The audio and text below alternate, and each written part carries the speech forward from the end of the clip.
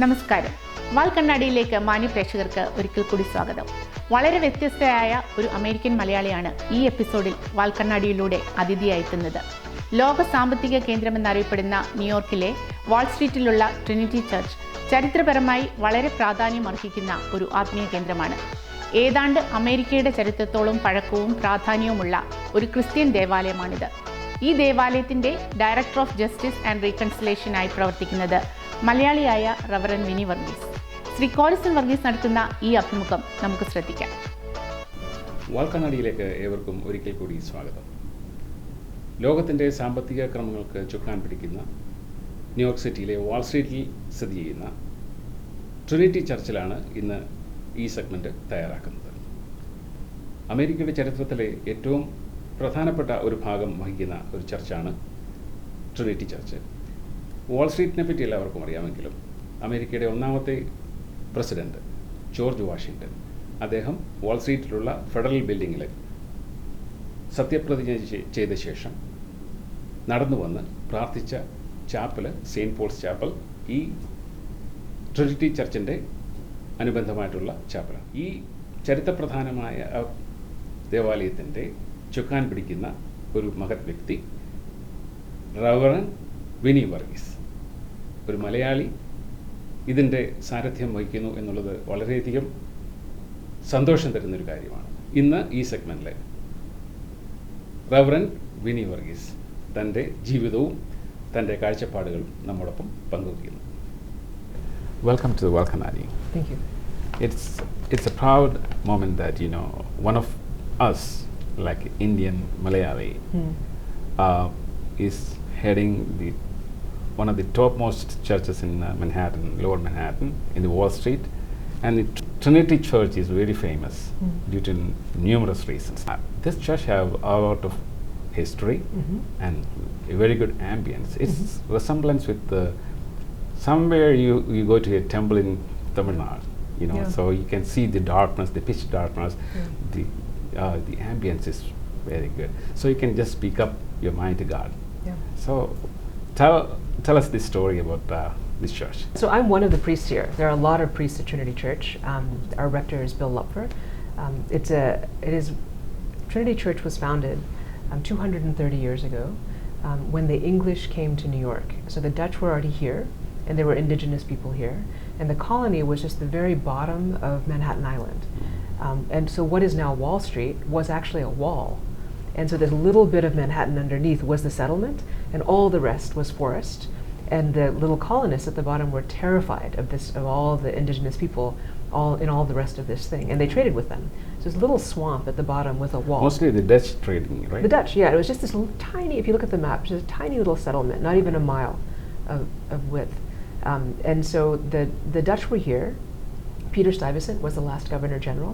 The last church I worked in, I was the rector of St. Mark's in the Bowery, and that's where Stuyvesant was buried when he died. That was his farm. And that's a mile from here in the Lower East Side, or East Village. So after the Dutch, the English came, and part of, basically they traded some of their colonies. And so they swapped and got Manhattan. And so the English come, and the royal family... That's New Amsterdam, right? It was New Amsterdam, yeah. Then it became New York. Okay. So York is a place in England. Lower Manhattan was actually a vacant farmland, right? Yeah, One time. Yeah. And this church was the tallest building one time in Manhattan, right? Yes, the tallest building of Manhattan. Yes. Before the fire. Yes. I think. Right. Yes, it was the tallest building in Manhattan when it was built, which says something about the folly of making a tall building. There'll always be something taller. But yes, Trinity was very proud of that, and it was such a tall building that New Year's Day was celebrated down at Trinity until for a long time. That's where all the festivities were, because it was. Okay. Yeah. And the history goes to George Washington. What was that? Yeah. So Trinity and New York. So I grew up in Texas, and so you don't hear this history in Texas, but New York, Brooklyn, Queens, Manhattan, really struggled with what side to be on during the Revolutionary War. Everybody wasn't a patriot. Right? There are plenty of loyalists. Most of those people went to Canada, and so all Episcopal priests were also loyalists, because they would have been Anglican priests, and they would have taken vows to the royal family, basically, to the crown. So it was a very complicated time to be an Anglican. So Trinity is an Anglican church founded out of England. And so one of the reasons it was burned the first time was because it was on the wrong It's side. actually not an accident, right? Oh, no. That's a part of the war, right? Yes, it was. I yes. heard that there were buckets passing, Yes. water buckets passing from the Hudson River, right? Yes, In order and to the Hudson, back then the Hudson was right behind the church. And one more interesting person is lying buried here. I think Alexander Hamilton. Yeah, yes. He's the first treasury. He was the treasurer of the church. Yeah, and secretary of treasury, yes. Sec- Yes. So Alexander Hamilton's interesting, right? So there's the play, so we know a lot about his life. Right. But He was shot dead in a duel fight, right? He was. He was a vestryman of Trinity. He was an active member of this church. But he was also an active Episcopalian in this diocese. Like, he wrote the charter for St. Mark's. Oh, okay. And which is a beautiful old document to decide how we could have a church here if it wasn't Trinity, Right. and how we would actually be structured as the Episcopal Church. So he was really important in the establishment of the Episcopal Church as well as in the establishment of this country. Right. And he's considered to be the father of American capitalism. Yes. And Right. and $10 bills, we can see his picture also. Right, So right. it's a part of the big history in the Absolutely. Trinity Church. So it's very interesting that you're serving as one of the clergies Yep. of the Trinity Church. Mm. You have a root in Kerala. So that's what the next step I'm going to talk about it. Okay. So how you ended up in Episcopal Church? You belongs to Yes. Marthama Church, and your Yes. father goes to the Marthama Church, and your mother goes to the Monagar Church, an Orthodox church. So by heritage, right? My mother's family is Jacobite. My Right. father's family is Marthama. I was baptized by the Marthama Tradition. Metropolitan here in the U.S. So you're born in Dallas, right? I was, and there were a few families, Marthama families, young families that had come to the U.S. in the early 70s. Oh, I was born in okay. 1972, and so I just found this out from one of my friends whose mother is from the same neighborhood as my father. Oh, that that's we good. were all baptized within a couple of days of each other in different parts of the U.S. because I think a number of us had been born in the U.S. Oh, okay. and they asked the bishop to come from India for all of our baptisms. So this person must have traveled around to different churches Yeah. to baptize all of us. But we were all baptized by the Marthama bishop, so we're Marthamites in that way.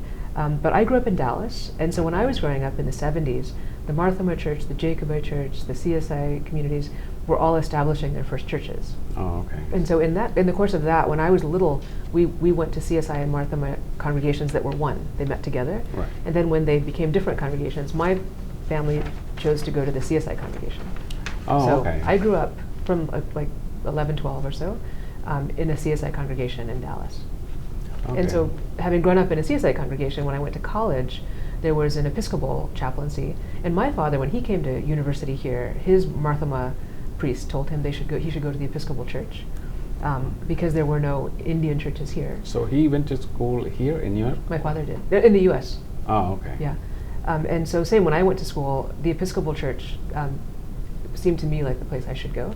And for Marthamites and CSI people, we are in the Anglican Communion, so Oh, it actually okay. is part of it's the English language version of CSI goes very, very linked with the Anglican Anglicans. Church. Yeah, right? the Marthamites too. We're in the Anglican Communion, so both. Oh, okay. For both, and so it was a very easy place for me to go. And as you can see, I don't speak Malayalam, so it was easier okay. for me to go to church in English. I wondered that, because in the Episcopal Church is a high church. It can be, yeah. Yeah. They're considered to be, they believe in the virginity of Mother Mary. I think all Christians do, right?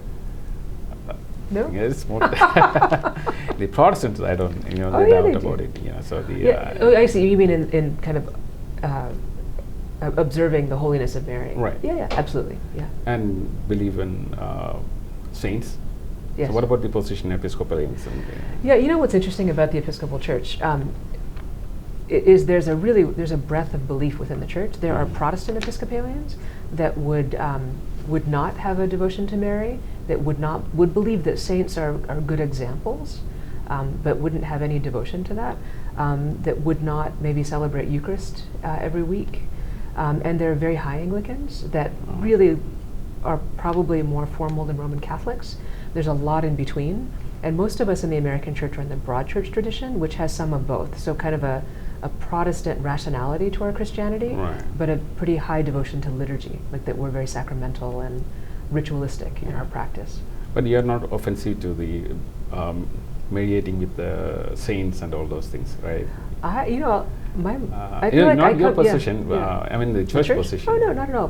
So there's a part of our church that's very, very comfortable with the intercession of the saints. Okay, so it's modifying according to the needs of the community, or It's very flexible. You know what we'll say is we should have unity in essentials, in essential things, but there are very few essential things. So we don't quibble a lot about every last thing you think, but we would say in the essential things we are together, and then in everything else we can believe that falls into place. That the Spirit, speaks to people differently. That's fine. Right, Yeah. No, unlike the traditional church, like the Jacobite church and the Orthodox church, they have a whole lot of restrictions on Yes. limitations, and the priest a woman cannot be a priest, right? Not yet. And also, you're being into the Episcopalians because of that. How you choose to become a priest, actually? What made you think? I thought when I was in college and in high school that I would probably do something in development or social justice, public policy or something like that. That's what I cared about, and that's what I went to study. And I had a very clear call experience. It was very clear, and I had this sense that I should be a priest. And I remember thinking, I don't know if there's any such thing as a woman priest. I've never heard of that. But I had such a clear sense that that's what I should do, and I tried to organize it into something else, like maybe I should study religion or teach religion. But it was a very persistent and clear sense that I should be a priest, and it came out of nowhere. And I grew up we went to church every Sunday. I was a pretty actively religious person, but I wasn't excessively religious. I didn't care that much about it. So it was a surprise to me, but it seemed so clear. So I started to study religion. I took it as my major. And then you went to a Union Theological Seminary, right? I did. Most of our bishops were studying there. Yes, it's a great seminary. I was very proud to go there. A couple of Catholicos, they were studying there too. Yes. No, when I told my parents I wanted to go to Union, it made perfect sense to them, because they both had priests when they were young, or youth leaders or others that had gone to Union. Oh, okay. Yeah, that's a good place to start. Excellent place to do your graduate work. I was lucky. I could have encountered people that discouraged me, and instead everyone that I talked to when I thought I wanted to be a priest was very, very encouraging and helped me find a path to do it. Right. So you feel more comfortable working with the Episcopal Church than the native Indian churches? I have to be honest. I grew up with the Marthama CSI Church, more the CSI Church. As a person who grew up in an immigrant church, I could not imagine a role for myself in it. It seemed to be catering to recent immigrants. So people that were holding culture, that wanted something in Malayalam. And you go to India and the churches are much more open-minded than here. So really holding this cultural moment that was past. So I literally could not have imagined that there was any point in someone who's English-speaking engaging this church in the future.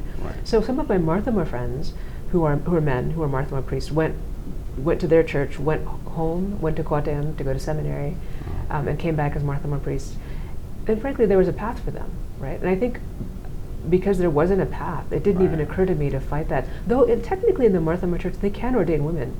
It is approved. It is approved. They haven't done it. Yeah, in the same way in the CSI church, it's been approved, but in Central Kerala, we haven't done it. But frankly, I didn't know that.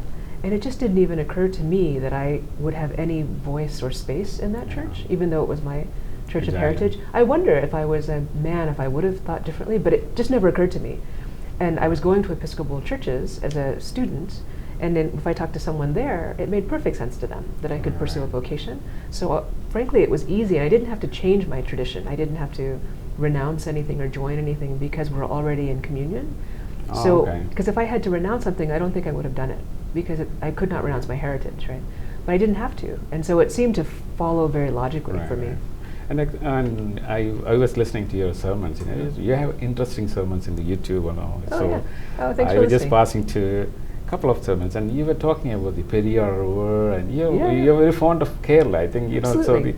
And Saint Thomas traditions. Absolutely. And actually over the Manargad Church. Yeah. And they venerate the cloth Yes. About you are talking about explicitly about you Yeah. are speaking in the Trinity Church Yes. to the American audience. Yes. That there's a living church, centuries old there Yeah. in India. So Yeah. that's I feel so proud about it. Oh, So well, somebody, I'm glad. someone of us, have the Yeah. ability to stand in front of the American audience and say that there's a life, there's a church there. Yeah. We are talking about 200 to 300 years of history here. Yes. We were talking about thousands of years. Yeah, absolutely. And we're proud That's of, awesome. as Americans, we're proud of our, 200 years is a lot, 230 years is crazy for Americans. But I also think it's important for Americans and for Western Christians to know that, as my father would say, Christianity is an Asian religion. It starts in Asia. It originally expanded into some parts of Europe, North Africa, and Asia. And where the tradition, that ancient tradition, is still visible is in North Africa and Asia. And so we hold ancient practices in the church in India because of our isolation. And I think we have a lot to be proud of, and it's important for people that aren't from there to know that there's a lot about Christianity that might feel quite foreign to people here. Right? Yeah, it's interesting that you're playing the role of an apostle for the Indian churches. I'm a missionary, missionary from India. That's good. People in our earlier conversations we talk about the Indian Orthodox and Jacobite Church have more links to assimilated more with the Hindu traditions. Yes. And what's your opinion about that? So I'm someone who doesn't practice. I don't go to Jacobite or Orthodox services. Very occasionally with my with relatives. I'm very fond of that part of our heritage, and part of that is because I lived in Kottayam with my grandmother for a few years when I was very young, my mother's mother. So you're born here and then went back to India? Yeah, because my parents thought that they would go back, okay. and so it made sense at the time. They thought we would all end up back there, and it didn't happen that way. So but best of the both worlds, right? I think so. So English is not my first language, but I have a U.S. passport, so best of all worlds. Right? Okay, that's good. But so because I think of their devotion to Manargat, and they're Jacobite people, I have a lot of affection for that, and I feel very at home in those places.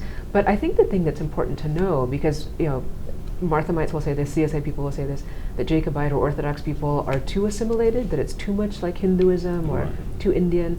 And I think the other way to look at that is that Christianity is always enculturated. So we in the West observe a version of Christianity that's very Greek and very Roman and very English as Anglicans, and we can't see the culture because we're so used to that being our Christianity. But as soon as you go to those places, you realize, oh, this is cultural, right? These practices are their culture. And so what we have is, in India, in Kerala, is a church that grew up alongside a culture, and so expresses itself in the local culture. And I think it's a wonderful and rich tradition. And frankly, our joke here is that Jesus can defend himself. The Christ is a powerful force. It's not something to be protected. It's something to be understood, right? And that will be exposed to us, right? We will learn it. And Ryman Panikkar and other philosophers, Catholic philosophers, will say that the Christ essence, that is something that emerges in cultures all over the world. It's bigger than us, bigger than just our books and our tradition. And our work is to actually understand it. It's not to limit it. And so, I think a very valid and important expression of Christianity emerges in Kerala, and it looks very different. It's practical, right? Absolutely. And then I think before the Portuguese came, the St. Thomas Christians have the same tradition. Absolutely. Like, they mix with the Hindu tradition and everything, but they believe in Jesus Christ.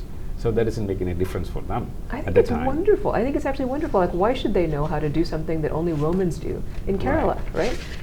I think it's more compelling that these people, the story is the Syrians come in the 5th century and they meet people wearing crosses, saying they had a teacher named Thomas. And even the churches look like the temples. So they what else would it look like? It would look like the local architecture, right? Our churches, our cathedrals look like the architecture of Northern Europe and Western Europe, right?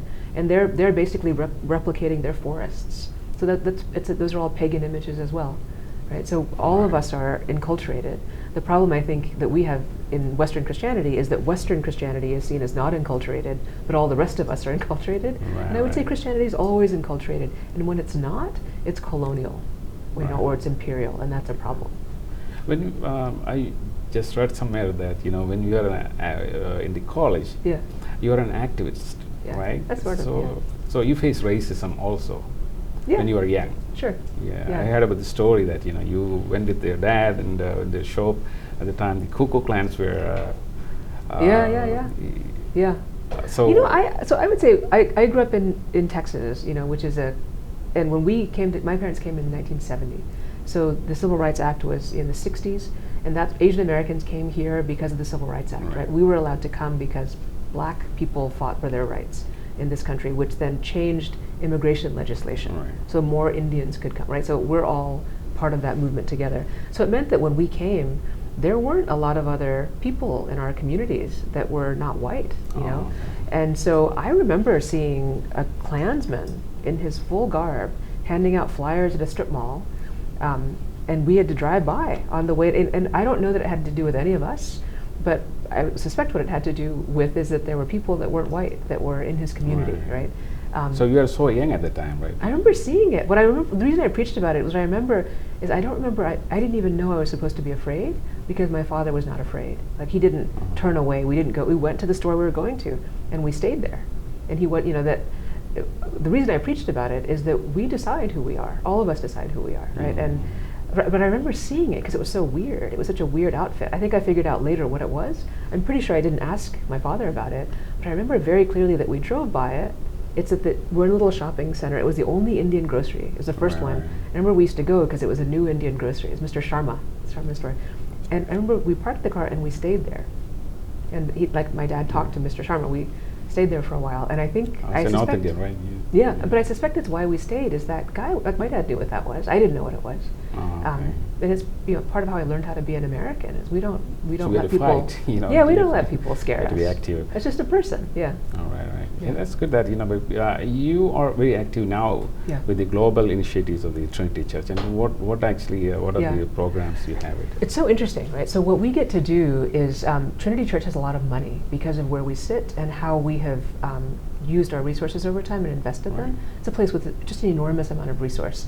And so a lot of real estate here. Yeah, real estate and income off that real estate. So the way we've been thinking about it, and the way that Trinity's always thought about it is, for the scale of resource we have, what does it mean to be effective stewards, appropriate stewards? And so in this time, and we've had downturns and upturns, so there have been times when there's not much, right? But in this time when things are going very well for us, what should we influence? And so what we've looked at is, in our neighborhood, how can we be a force for good? So we cover our worship and we do all those things. Also, how can we be a force for social justice here in New York City? And so we're doing that, working on anti-racism work, in criminal justice reform and homelessness and housing and building housing, affordable housing, and thinking about how to be a good neighbor in a significant way, making the city a better place. And then internationally, we're looking at how to help churches around the world. Overwhelmingly, Anglican churches have real estate. How to help them become basically like us. If they learn how to be in their context, on their own terms, using that real estate well, instead of looking for donations from England or New York, and then basically being stuck with our agendas, right? Actually being in your community, making money on the terms of your community, being in your local economy, and serving your community in a way that's right for you. The American churches are more liberal in the sense that, for the sexual orientation, all those kind of things, it's too liberal and people are stepping away from the church. Do you think so? I don't think it's because it's too liberal. I think there's a decline in participation in religious life, period, in the West, which is interesting. That's happening everywhere. And there is this. So the affluence, or? That's a good question. I think maybe affluence. I think one of the things that's actually happened is that if you think about what Protestant values are, Christian Protestant values, they are so close to human rights values that I think one of the things that's happened is our values are the values of the culture. We have so kind of permeated the culture that you don't have to go to this separate place, right? Our human rights language is all Christian language, right? So in some ways we have fully permeated the culture, but in other ways I would say I think the church has really struggled to find a voice, the mainline church, the liberal church, because they don't want to impose on people. They don't want to say you must be one of us. We don't believe you must be. And so the right wing and the evangelical traditions that are more right wing have been very vociferous and very kind of urgent trying to convert people. And we're really clear that we're not that. We're not fundamentalists.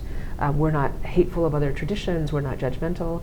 And so that church was growing, but they're declining now as well. Everyone's declining. The Roman Catholics are declining. Their numbers are only consistent because of immigrants. And that's why I would say it's not about liberalism, because those are not liberal churches. Religion overall is declining in our country. So what is the root cause maybe? I don't know that I know exactly what it is, but I think I think People doesn't seem like religion is important to them anymore. But you know, when you talk to people about their religion, you look at the studies about this, what they'll say is that people will say personally they are religious, that they're pious, they're spiritual. They don't find religious communities essential to them, which I would say is, I would blame the religious communities for that. We are not speaking in the language of the culture or engaging the culture in a way that they can understand. Because if people said, I'm not spiritual, I don't need any of that, that's one thing. That's not what they're saying. It's a beautiful message, you know. The freedom in Jesus Christ is to be open. Yeah. Yeah. And outreach, Yeah. rather than putting restrictions and boundaries. Yeah.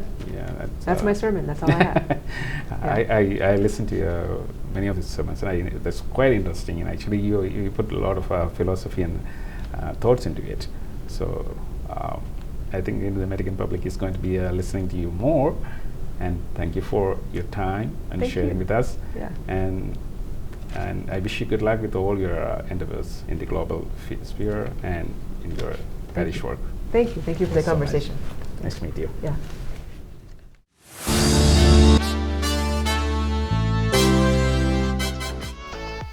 ഈ അഭിമുഖം നിങ്ങൾക്ക് ഇഷ്ടപ്പെട്ടുവെന്ന് ഞങ്ങൾ കരുതുന്നു. പുതിയ ലക്കവുമായി അടുത്തയാഴ്ച വീണ്ടും കാണാം. അതുവരെ നന്ദി, നമസ്കാരം.